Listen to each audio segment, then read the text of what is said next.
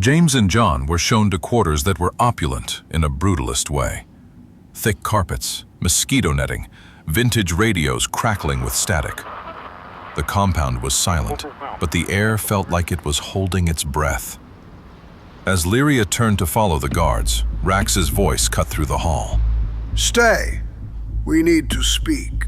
Lyria froze, her shoulders tensed. She didn't turn around right away. What exactly do we need to speak about? He gestured toward the far wall. A soft amber lamp illuminated a simple, worn photograph laid on a table. Two young women stood barefoot in bright summer dresses in front of a tribal mural. Laughing, arms looped together.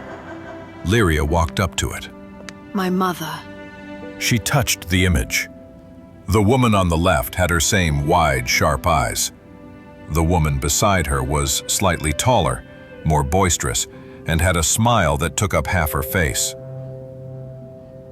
And her sister. Rax nods in agreement and replies, Riva. She was your aunt. Lyria's hand curled into a fist. The weight of history she didn't ask for began pressing down on her ribs. Lyria fighting a choke in her voice. I never even knew she had a name. You weren't meant to. After the raid, your mother and Riva were killed, and I had to ensure that you disappeared.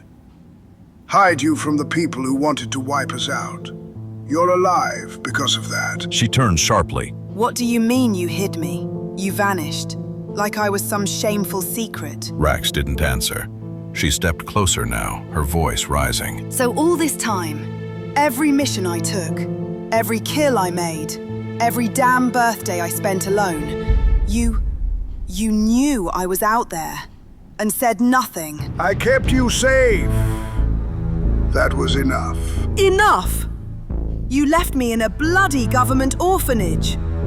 My mother's body wasn't even cold before you dumped me like garbage. You didn't come back. You didn't check. You didn't even write me a goddamn note. Rax calmly replies. I couldn't risk contact if they'd known who you were. Oh, spare me the revolutionary bullshit. She storms to the table and slams her hand down, rattling the photograph frame. Her other hand twitches toward the curved dagger sheathed at her thigh. I should gut you for what you did to her. To both of them. She pulls the blade halfway out. Metal flashes in the light. You let my mother die, then buried my existence like a stain on your perfect rebellion. Rax's expression doesn't change. If anything, he looks sad, resigned. You won't do it. Don't test me! She presses the blade to his chest, just enough to nick the fabric of his shirt. He doesn't even flinch. I want to know what happened that night. The night she died.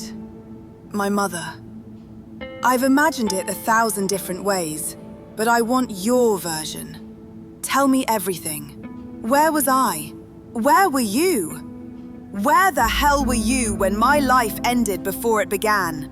Rax slowly sits, as if the weight of memory is heavier than any burden he's carried in war. He doesn't speak right away. Finally, he begins. All right. You deserve the truth. Rax looked up slowly, the weight of decades pulling down his shoulders. His voice came out low and steady, each word measured, like he'd rehearsed them for years but hoped never to speak them aloud. It was supposed to be a negotiation with Hawk. Your mother and Riva believed we could strike a deal with him, believed we had leverage, as we had the truth on our side. Both were wrong. Hawk's hounds came in the dead of night. No warning, no mercy. They hit the comms post, then bombed the barracks. Our people were falling like flies. They were getting closer to our shed. We thought we had time. Annika was carrying you. You were howling. Riva wasn't a fighter. We were cornered. They set the house on fire. Your mother handed you to me, making me promise that I would ensure you lived. And she and Riva screamed at me to run. Your mother pushed me out the back window. The moment I dropped to the sand, I started running, and just as I looked back to check on them, the house was bombed. I never saw them again. Not Reva, not Annika. But I had no time to grieve. Your survival was the only thing that mattered then. I ran to the river, swam across it with you tied to my back, hid in the jungles for a few days before I reached an outpost. I handed you to an old man I trusted named Wari, paid him every diamond I had left, and told him to keep you hidden. Told him never to tell you who you were. We had all become ghosts. Lyria said nothing for a long time. You're saying I'm... Yes, you are my granddaughter. The world lurched sideways for Lyria. Everything, the mission, her career, her hatred. Suddenly she felt unmoored. But why tell me now? Because there's a final war coming, Lyria.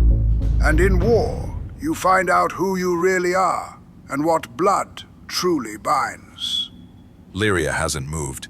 Her hand still hovers near her knife, but the fire in her eyes is mixed now with confusion, grief, and sorrow. Rax gently continued.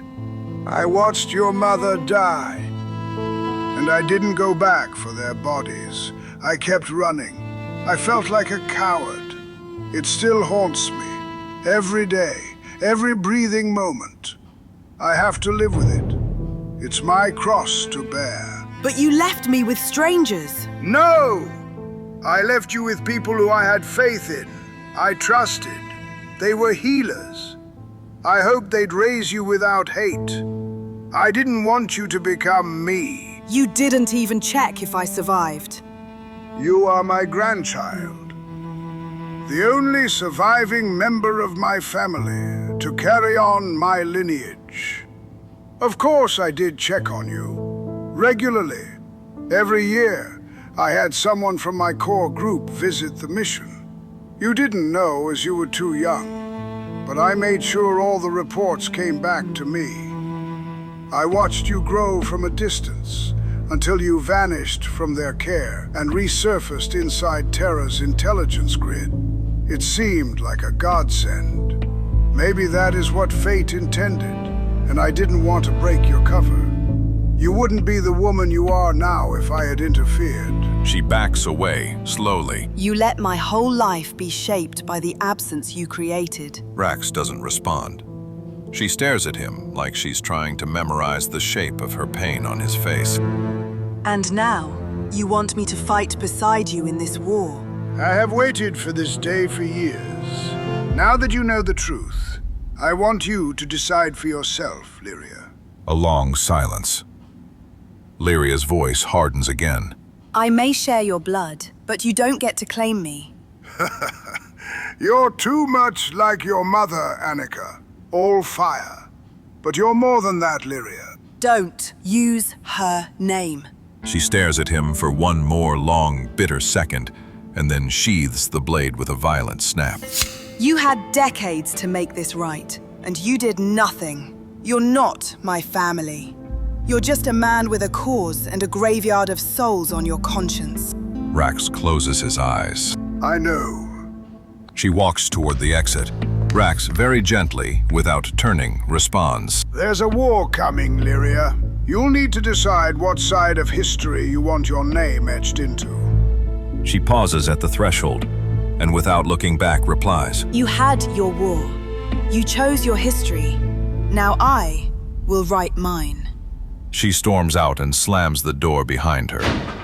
Rax stands alone beside the photo, a blood stain barely visible on his shirt. He gently brushes dust from the edge. Looking at the photo, he says to himself, She most definitely has your fire, Annika.